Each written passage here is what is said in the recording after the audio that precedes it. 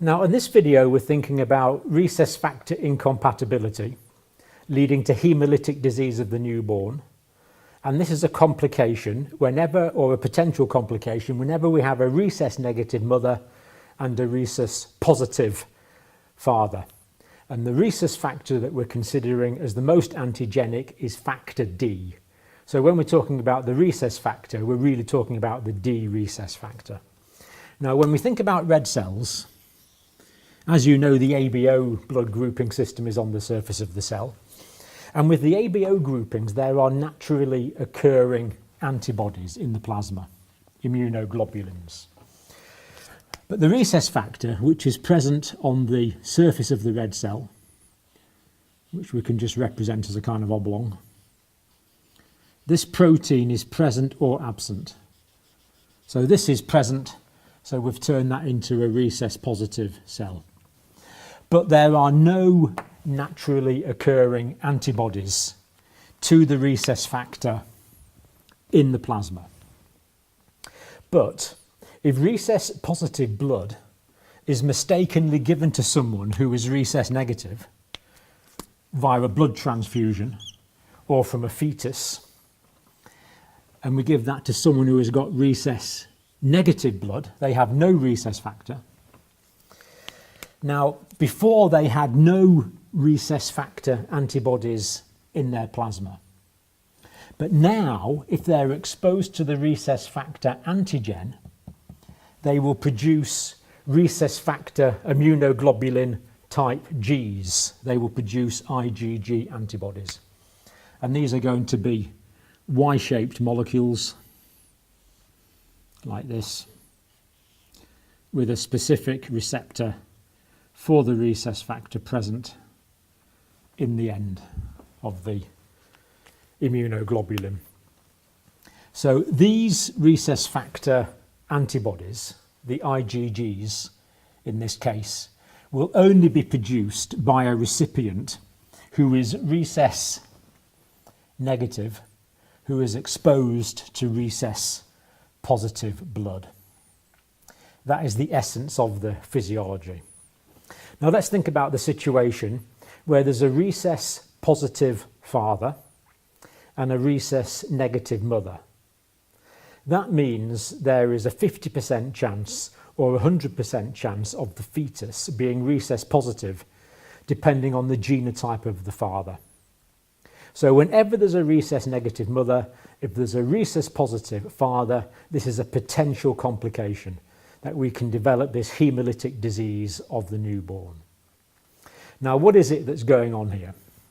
Well, let's consider this is where baby is. The fetus is going to be in the uterus here. This is going to be mum. There's mum there. Not a very good person. The head would be up there somewhere. So here we have the uterus, and the fetus is going to be here in the uterus. So what we have here is we have a rhesus negative mother who is now carrying a rhesus positive fetus, courtesy of the dominant rhesus gene supplied by the father. Now the risk is that we get feto-maternal hemorrhage, blood leaking from the fetus into the mother's maternal circulation. Now, this doesn't usually happen in the first part of pregnancy, but it can happen towards the end of pregnancy. But during delivery, it's guaranteed that some of the fetal blood via the torn placenta is going to get into the mother. So in a first pregnancy with a rhesus negative mother, in this case, the mother will not have any rhesus factor antibodies as long as she hasn't been exposed to rhesus positive blood any time in the past. But now she carries the rhesus positive fetus, and some of the rhesus positive fetus's red cells will get into the maternal circulation. Some of the baby's red cells, through this fetal maternal hemorrhage, will get in. And of course the baby's red cells are recess positive. And this will certainly happen during delivery if it hasn't already happened in the later stages of pregnancy. Now, what this will mean is that the mother will make these recess factor antibodies. In other words, the mother will become sensitized to the recess factor. She will make recess factor antibodies which previously she did not have. The mother will become sensitized. Now, this baby is going to be born, and during the first pregnancy there's not usually any problem because most of the sensitization is likely to take place during the birth of the child. So by the time the mother develops the recess factor antibodies after the delivery, it's okay because the recess positive baby has already been delivered. But what this means is that the mother is now sensitized to the recess factor. She now has recess factor antibodies because of the feto-maternal hemorrhage. The baby's red cells getting into the mother's circulation. But that baby's gone now, they're born, that's absolutely fine. But the mother can become pregnant a second time. And again, it's likely with the recess positive father that another recess positive infant is going to result, another recess positive fetus. So here we have the uterus a second time. Here's mum. Here's the fetus in here, now inside the mother. So now we have the second child. So here we have the second child. And this child, again, is rhesus positive, courtesy of the father's genetics. But now the mother has these recess factor antibodies in her circulation. These Y-shaped IgG antibodies. And of course she has untold millions of them, if you draw them at a smaller scale. Now the problem is that transplacental migration of antibodies does occur, and in fact it's essential that it does occur because when the baby is born we want the baby to have passive immunity as a result of the mother's antibodies to all the bacterial and viral diseases that are about. But the downside when we have the recess factor antibodies is that the recess factor antibodies can migrate into the baby's circulation. And what will happen here is that these recess factor antibodies will start to agglutinate and hemolyze the fetal red cells. So the baby will develop hemolysis. Now, what does this mean? Well, the baby's going to develop hemolysis, and that's going to make the baby or the fetus anemic. So that's going to reduce the oxygen delivery to all parts of the baby's body. As well as that, because there is a reduced oxygen carrying capacity of the blood, the fetal heart will try and compensate for that. And that can lead to fetal cardiac failure. As well as that, when the red cells are broken down, when the hemoglobin in red cells is broken down, what is going to be produced? Well, bilirubin is going to be produced as a hemoglobin breakdown product. But now we have all of this hemolysis in the fetus, we're going to get lots of bilirubin released.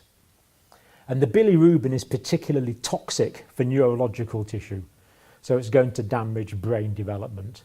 And this is kernicterus or bilirubin encephalopathy. So the brain of the fetus won't develop properly because of the deposition of bilirubin in bilirubin encephalopathy. And as well as that, in the fetus, the red blood cells are produced in the liver and the spleen. So we're going to get enlargement of the liver and spleen as they try to produce more red blood cells.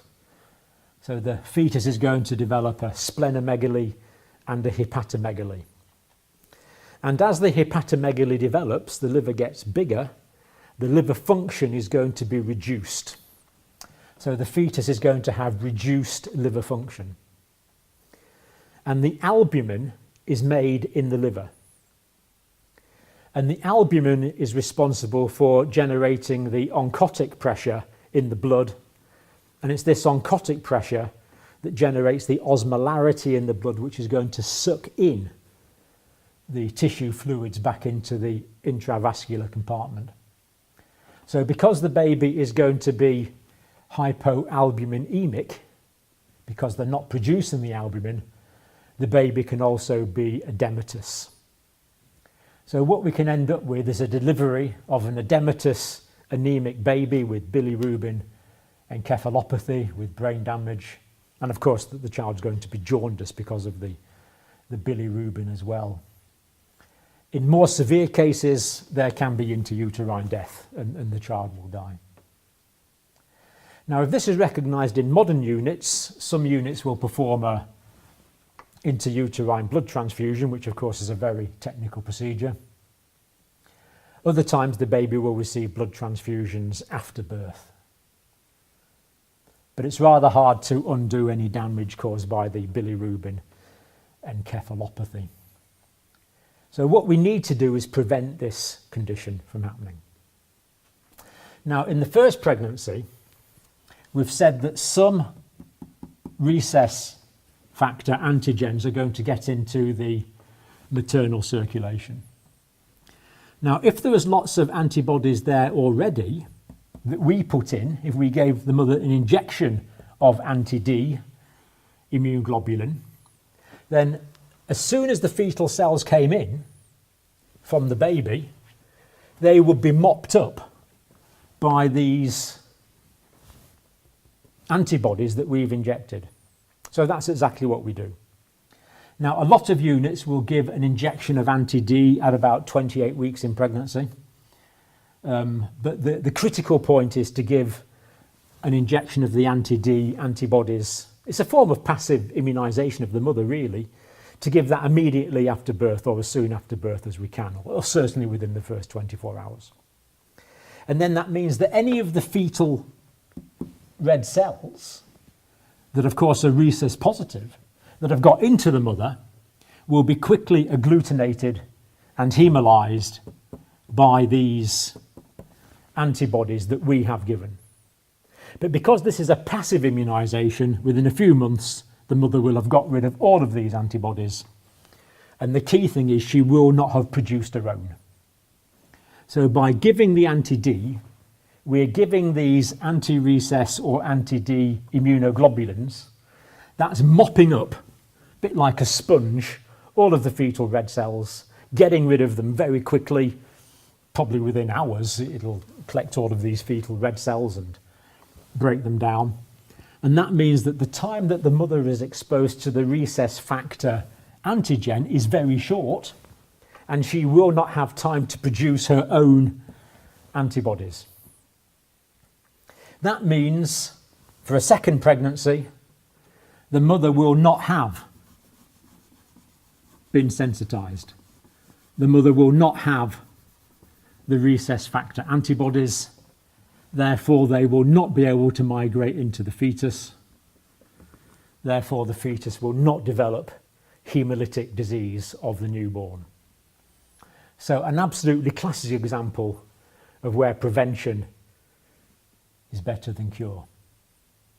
So suspect this possibility whenever we have a rhesus positive father and a rhesus negative mother, and give the anti-D according to your local protocols, probably at 28 weeks of pregnancy, but certainly in the first 24 hours after delivery. And that means you are potentially saving the life of any subsequent fetuses, and I'm sure they will be very grateful.